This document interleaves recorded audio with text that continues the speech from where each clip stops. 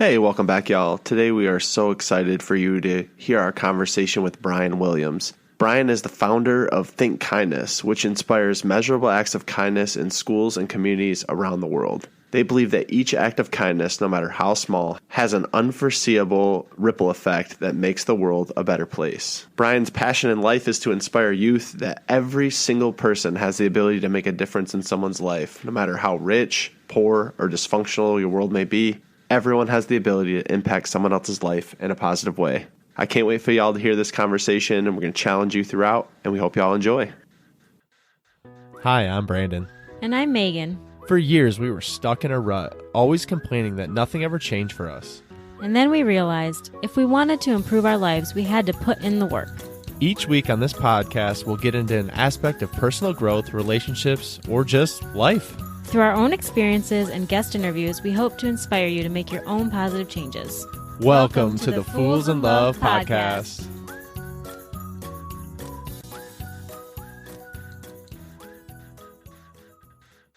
Brian, we're so excited to have you here. I'm glad we could connect, man. Welcome. Yes, I'm excited to be here. Yeah, so cool. So right off the bat, we always like to just start with, could you just give some background about you, your journey? We always love to hear people's stories, and I think it just allows all of us as humans to connect a little more when we know each other's stories. Would you mind sharing with us? Yeah. So I run a nonprofit organization called Think Kindness, and we're based out of Reno, Nevada, but we do work primarily 98% of our work's outside of Reno across the country. And our main mission is to inspire kindness in schools and communities around the world.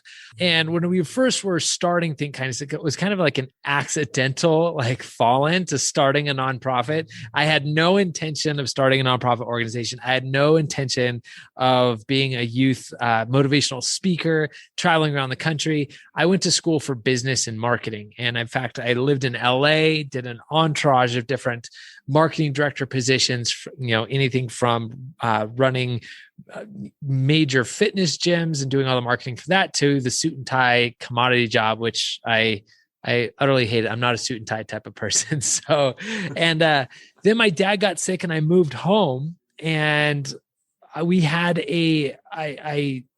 a class that I was taking, and they gave us this competition, this internal class competition, to see if we could create an event that would draw community attention. And when that class happened, there was one group of students, they did like a hot dog eating contest. Another group did a 5K race.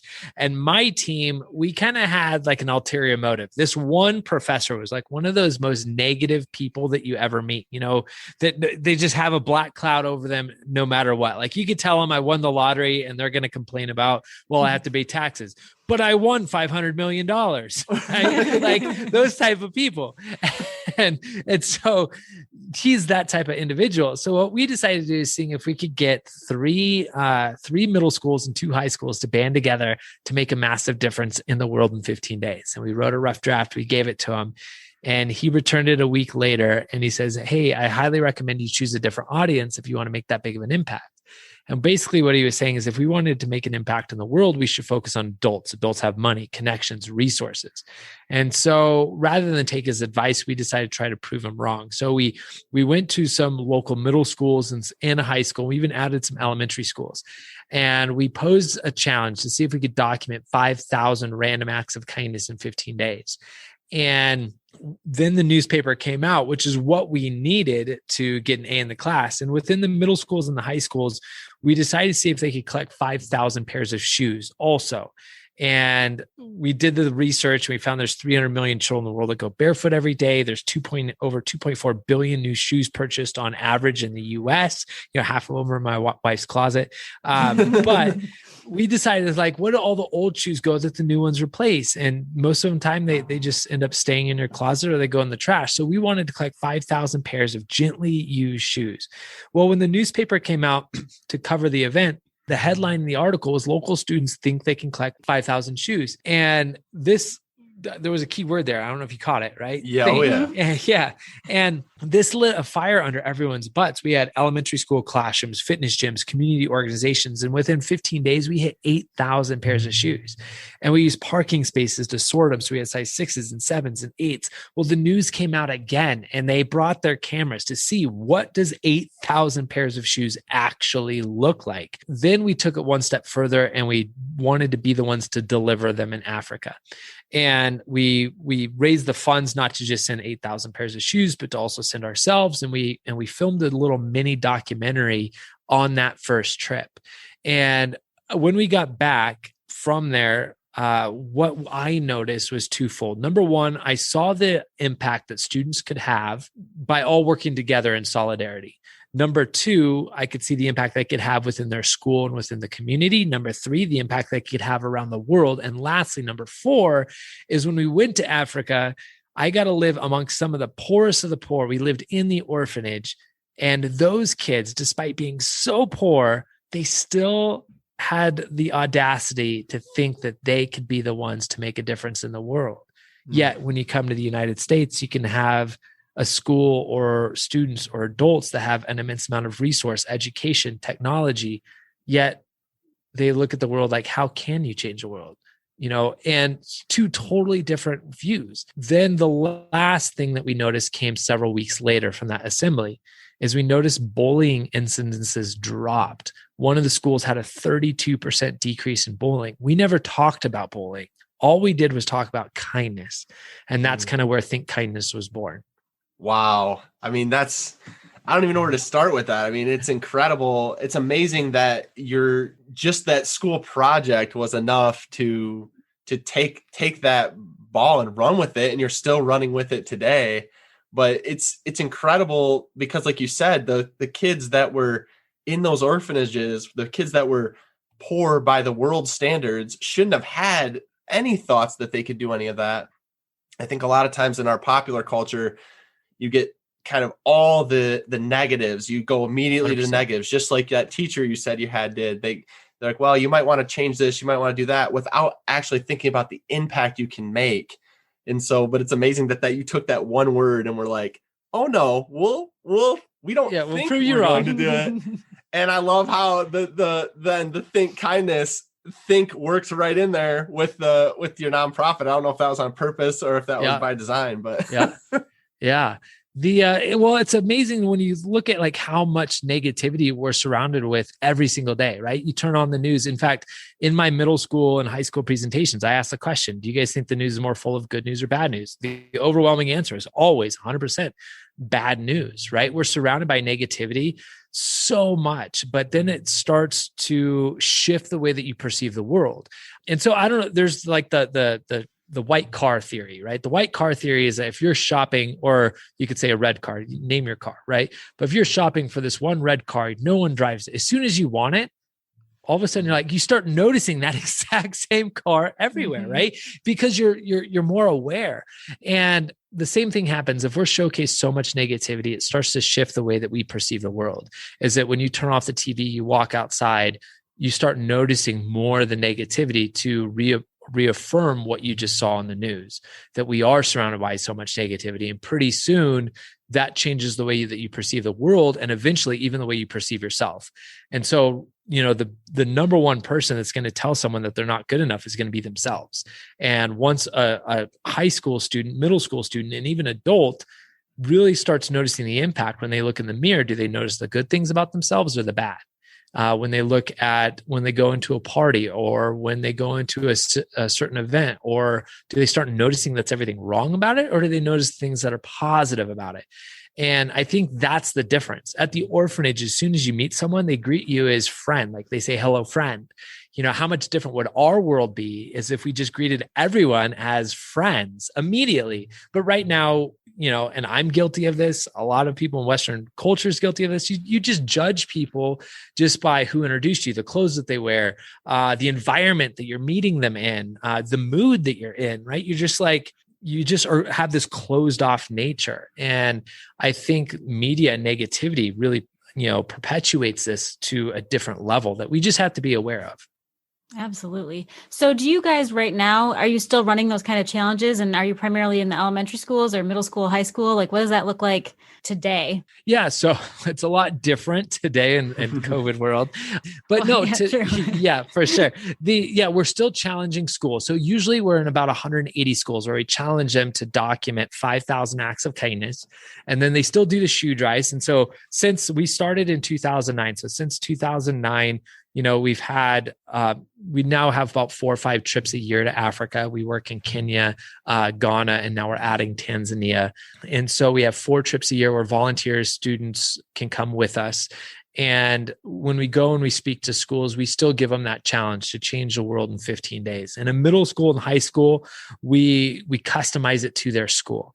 And so we try to come up with something that gets them excited, because every school and every student body has something that really connects that student body. Here on the West Coast last year, I don't know if you remember, we had ample amounts of forest fires. And it literally ravaged in some instances, it totally took over entire cities. And so helping displaced families or men and women that were fighting the fires and the first responders, that was something that resonated with local students. Over there in North Carolina, when we had the hurricanes go through, right? That was something that really resonated with the students when that happened. And how can they help from doing teddy bears and doing a shoe drive, but instead of having the shoes go overseas, how can they go to local residents? And so what we first try to do is figure out something that lights the students' hearts on fire, because at the end of the day, what the shoes do is awesome, but it's a vehicle to a bigger lesson. And our bigger lesson is to say, look, let's do an act of kindness. And I want you to visually see the impact that you had. And once you see the impact that you had, you're going to be more apt to repeat that behavior, in essence, perpetuating the kindness movement that we want to create. I love that. That's beautiful. Do you find, because you're concentrating on kids, but I'm wondering, as these kids have these life-changing experiences as they go through all these acts of kindness, do they impact even just their own core family? Are they having massive impact even just in the 4 walls of their home? Yeah, I'll get messages from parents that were kind of tuned off to the school announcements, because schools sometimes send out hundreds of emails. Realistically, parents don't read all of them. And so they'll email me like, why is my son and daughter all of a sudden doing the dishes? What's happening? What did you say to them? And so that's one. Or it's just creating more understanding for students to realize on how much parents actually do for them. Because innately there's this battle, especially in middle school and high school, that it's students versus their parents, right? There's this battle, and having students kind of lift that veil to be a little bit more empathetic on what parents are doing and how much they're going through to provide what resources they can to their child. And so that's another one, to have a little bit more empathy. And that even goes into having more empathy from students and even some understanding on some of the things that aren't going very well. In my middle school and high school, I tell a story about when my friend in 7th grade committed suicide. And that's obviously a low point of the speech. But here, even in Washoe County, in Reno, Nevada, we're in the top 8 in the country for teen suicide. In fact, if you're between 12 and 23 years old, the number one cause of death in Washoe County is suicide. Mm-hmm. And unfortunately, I don't want to say it's a trend, but it's a growing issue within schools. And there's not one silver bullet on why is this happening. I think there's an entourage of different reasons, but there's also some of the home environments that these students have to go home to is not the best. And that's one thing we noticed with COVID is students are home from school, but sometimes school was their escape and school was their sense of normalcy. And there'll be countless times where at least 4 or 5 times a year, all of students come up. And, last year, one moment was when a student says, hey, my mom drives us home drunk every day from soccer practice, and you're just like, what? Or so a student rolls up their sleeves and they're cutting. And then, it's just, but that's also a moment to be celebrated because they had the courage and they felt comfortable enough to come forward. And then that's an opportunity to help, or that they're so comfortable enough that they're like, I'm okay, but this was my story and I want to help people too. And so, I guess it's having a lot more understanding. And what we do notice is by inspiring kindness in schools, it opens up this door for people to come in and help and feel a part of a bigger community. Right. And is that, a lot of that with you being in the schools, I know we've kind of touched on it a little bit, but I'm just fascinated by when you were thinking about this and taking on this path, what led you to kids? Obviously, is it more that they're more impressionable, like they're not rooted in their beliefs and they're kind of easier to convince that this movement works rather than, the adults that get out in the negativity? Is it the imagination of the kids? Like kids are just, I've even heard you speak before about kids. If you ask a kid what they want to do, they don't think about all the obstacles. They think about, well, I want to do this or that. Like our daughter wants to be the tooth fairy when she grows up, and I'm not going to fight her on it. Yeah. And so, is it a little of both, or what do you think makes kids the greatest place to kind of go in and make the largest impact?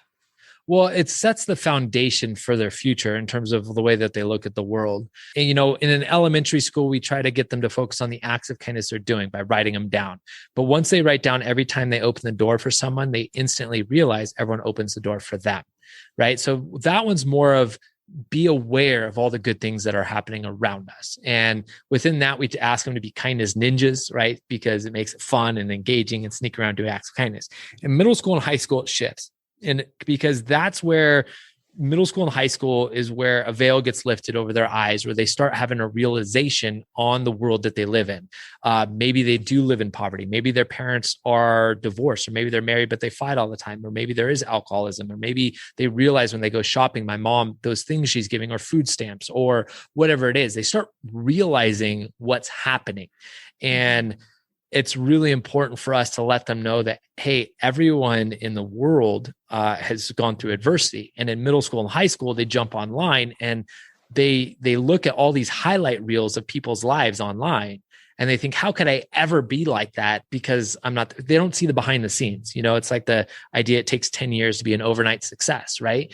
And so they compare their life and their happiness. I can't be that happy because I'm not that rich, or I don't have that new phone, or I don't have this. So they're always pushing that back, so that's one. And so I think it's a great way for us to get in when that perception becomes real within them.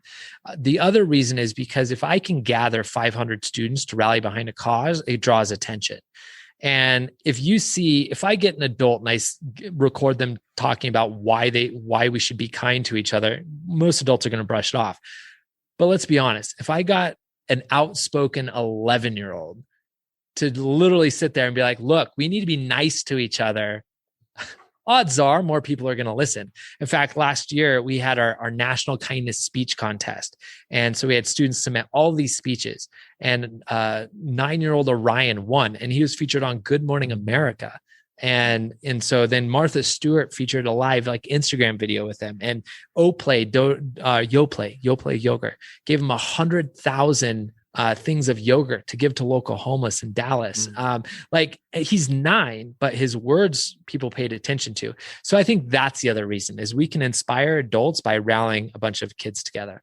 And lastly is more of a selfish reason. I feel more comfortable, right? When I was first talking to get in front of a bunch of kids, but now we are going after, we do, personally, I do speak to a large handful of corporations as well on how to create more kindness in the workplace and to create that culture, because you want work to be fun and someplace you want to go to. And how can we create that same movement within, a corporate culture? Yeah, that's incredible. When you were talking about it, like you were touching on if you talk to an adult about kindness or you talk about a kid, when you started talking about the kids, giving the examples, I had a smile on my face naturally, where if you were talking about adults, it's like, yeah, okay. And I think we all know in this world we live in, people focus on the negativity.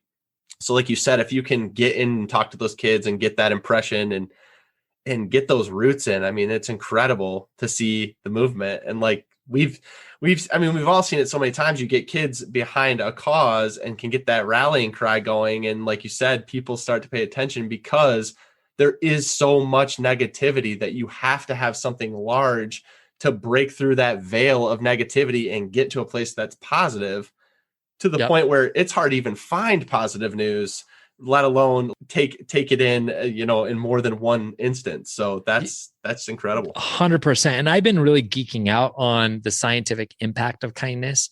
I'm thinking that if I wrote a book, that would be like kind of what I'm focusing on. And I've been really diving in deep to all the studies that are happening based around kindness.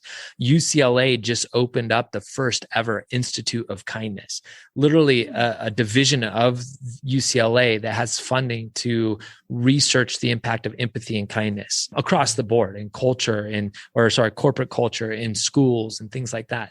And what one of the studies came out with is you could actually retrain your brain to notice more positivity around you by doing 2 minutes of actively doing something kind for someone else. So not a quote unquote random act of kindness. It's an intentional random act of kindness saying, all right, I'm going to spend 2 minutes of writing an amazing Facebook post talking about why this person matters in my life, right? Or sending this text message, or I'm going to go out of my way to tape, $5 bills on every gas pump at the gas station, or whatever it may be. And what they noticed is if you do that for 2 minutes a day for 30 days, you'll actually shift your perception of the world. And this study is actually fairly recent, and it's on our website, thinkkindness.org, where I'm posting kind of a whole blog series on the scientific impact of kindness. And so there was another one that was done on just if you go out and you actively seek out good news. So I went in, and I don't know if the listeners want to do this too. You can go to Google Alerts, and you can create your own Google Alert and just put in the tag kindness, just to put that in keyword kindness. And do it once a week, have it deliver on a Friday. Well, every Friday, you're going to get a massive email of every news article, every blog post that talked about kindness. And you're just going to be inundated by all of these amazing stories of people that are out there making a difference in the world. Because truth be told, there's over 7 billion people on our planet. There's billions and billions and billions and billions and billions of more good people than there are bad. And we have to realize that because, we're all surrounded by good people, and we just need to remind ourselves that our world's still an amazing place because there's people like you, there's people like us, like our kids in it to kind of perpetuate that. That's really cool. Okay. So the science of kindness, you say? Yes. Yes. Yeah. We're nerds too. So we want to hear more about this for sure. Yeah. So there's been ample amounts of studies that have been done. One was on the virality of kindness, on how does kindness spread? And they did it by two things. One, there was another study that was done, and it was actually by a virologist and a psychologist. It was a joint study. And what they did is they took a small neighborhood, and obviously they had control groups and things like that set up to make it, a scientifically accurate study and assessment. But basically, the nutshell of it is what they did is they had one community where they said, "Hey, your neighbor donated $150 to charity," right?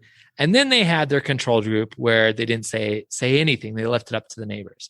Well, what they noticed is that if by just telling someone, which was a complete lie, right? So their neighbors didn't donate $150 to charity. They just told everyone that their neighbors donated $150 to charity. The charitable giving in that community went up tenfold. And so then then to test that even more, they had classes where they spent time just looking at acts of kindness on video. And then they did another one on how many people went and did something kind within 48 hours of watching that. Within 24 hours, this data exploded. And it just showcased that when you do something kind, it's infectious. And so it makes someone else want to mimic that behavior in a way that they want that feeling. Then there's the whole biological aspect on the endorphins that kindness releases in your brain, and that could become addictive and what that does for you. So there's just so many different things. But from a parent perspective, and that's kind of where I look at a lot of these studies. And I think it's one of the biggest things for us to remember is that if you see an act of kindness, you're more apt to look and maybe imitate that behavior. And as a parent, they say, your kids will not do as you do, or not do as you say, they'll do as you do. And so if your kids see you do an act of kindness, that's huge. And even as a parent, even if you're not doing an act of kindness, but even if you hit pause, say, that was awfully kind of the server. Did you notice how she did blah, blah, blah, blah, blah? Or that was awfully kind of that person to listen in that parking spot. By you just hitting pause on the world and shining a spotlight on the acts of kindness that are happening, it now lets them become aware of that and realize that there are good things happening around us. And I think that's so cool too, because you've just said a few cool things to me. You've said, number one, that you can change everything in a couple minutes a day, and you can change everything by showing people what other people are doing. So like, how easy is that? And how silly are we for not doing more of that, especially as parents? If you're talking the parent route, like, why don't we take those few minutes and show those kind of things? I mean, it's almost embarrassing how little we do it when you're talking about how clearly easy and not time consuming that it is. Yeah. 100%. And for kids, it could be fun too. For our daughter, we have a little allowance. And then I told her one day, I go, hey, all right, how about this? I want to double it. And she was like, yeah. Right. And so, but here's the deal. What we're doubling is going to be your charity jar. Right. And so we doubled her allowance, but this part is for her to figure out how she wants to give it away. Well, then pretty soon, she got together with her sister and said, hey, if we double our money and pick a cause, well, now they're just geeking out on everything they can do with the $52 or whatever is in the bucket, from going, can we buy dog treats and go to the Humane Society and give every dog a dog treat? Sure. 100%. Let's do it. But we're not walking away with the dog. Let me get that straight. I know where you're going with this, but, but that gets them their mind thinking like on what they can do. Yeah, I think too, it's important because the idea is, I think a lot of people, if you challenge them, they would say they're going to go out and try to be a happier person or more positive person. But it sounds like the real impact is then sharing that happiness, that kindness with someone else. Not necessarily, I think a lot of times we're very family centric with our own families, and that's amazing. But then we keep it in-house and we don't go out and then spread that kindness, share that kindness with the world. And so it's real important what you said, that it's great. And it's one thing to be like more positive, but if you're not sharing that with other people, you're not going to have a real impact on this world the way you'd like to. Oh, 100%. And I think some people feel awkward sharing the nice things they've done for other people. They feel like it's bragging. And I get that, like kindness should be something that's natural, but you also have to realize that 1 ounce of that positive post that you're sharing online breaks the monotony of all the negativity everyone sees. And that's also a gift to the world, And so if you do an act of kindness, don't feel ashamed on bragging about what you're doing, and it could be something maybe every Friday you go out and you do a good deed Friday or whatever you want to call it. And you just go out and maybe that's the one post you share.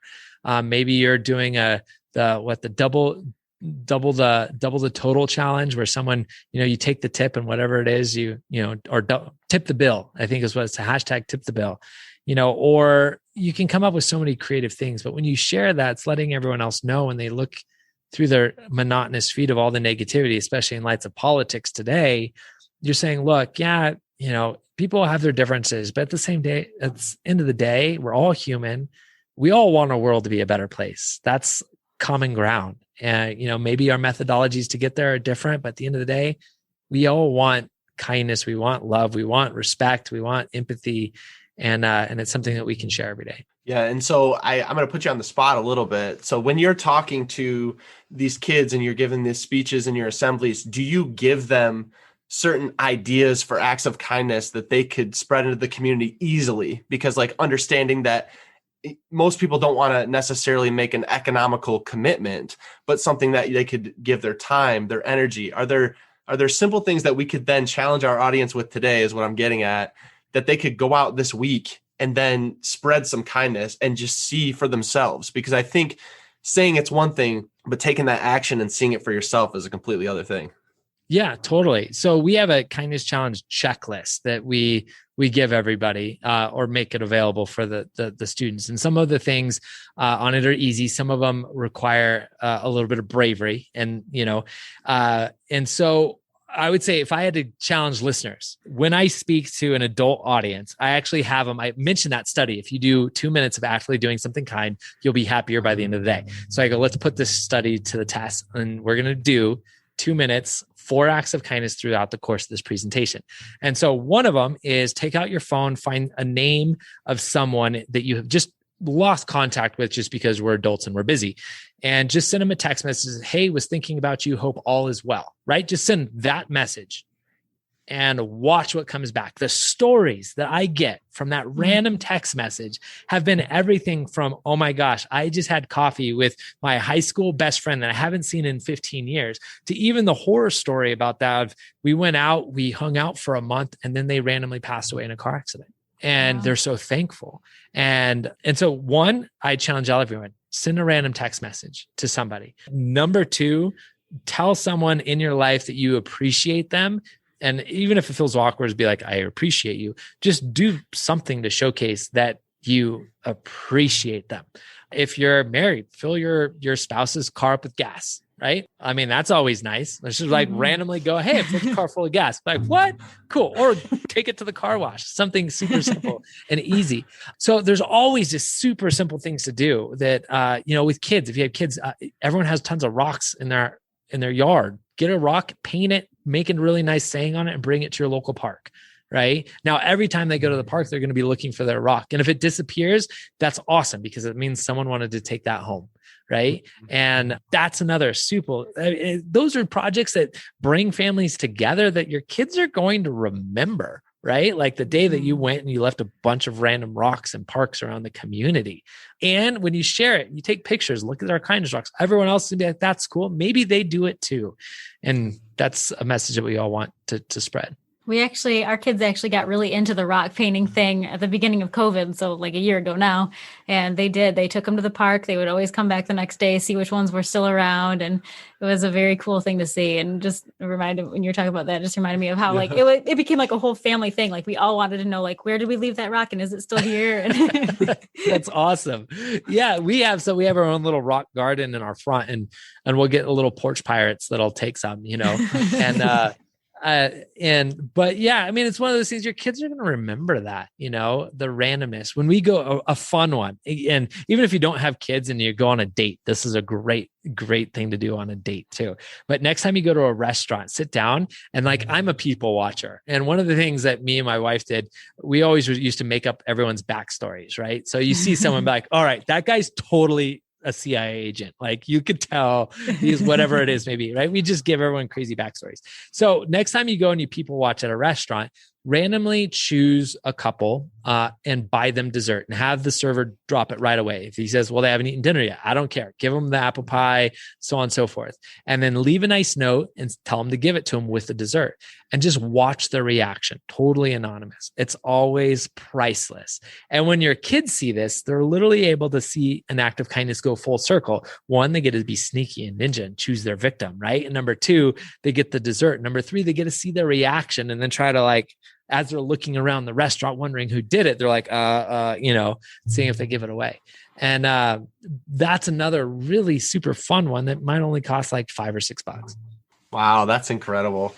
Yeah, I mean, I've definitely appreciated talking to you today and just hearing more about Think Kindness, hearing about the work you're doing. I respect and commend it greatly. Mm-hmm. And if people want to find you, Brian, how can they find you? Yeah, if they want, they just go to thinkkindness.org is our website. We're also on Instagram, Think Kindness as well, and on Facebook. And if they want to get involved and have us either one, go and speak to their do a kindness challenge at their son or daughter's school, by all means, that's something we do. If you're listening and you've wanted to ever travel to Africa, we've got 4 trips a year where we're always looking for volunteers to come with us, where every trip is different, where we literally customize the trip off of the skills and talents of the team. So if someone's amazing at singing or music or drums, or is a doctor or a nurse or a yoga instructor, cool. We're going to customize the trip based off the talents of the team that's coming, so we can make the biggest impact and use your skills to make the biggest impact possible. So if that's of interest, and if you want to see the journey that we take in Africa, we filmed the documentary. It's on Amazon. And so if you look up Inspire Hope on Amazon, it's free if you have Amazon Prime. That's the documentary we shot. Just type in Inspire Hope and you'll see it. We're totally going to check that Yes, one out. yes. We're Be into prepared. documentaries anyway. Oh, there you I go. told you we're nerds. Yeah. Awesome. Well, great, Brian. Thank you so much for being here, man. We greatly appreciate it, and we wish you well going forward as well, man. Well, thank you for the time, and and I can't wait to see what the listeners do. And Hey, B, what did you think of that episode? I think it was pretty dang good. Well, what should someone do if they enjoyed these last 30 minutes? They should probably head over and leave us a review so we can reach more people. They definitely should. Guys, if you like the Fools in Love podcast, please go follow us over on Instagram at Fools in Love Podcast. We'd love to connect with you and learn more about what you'd like to hear.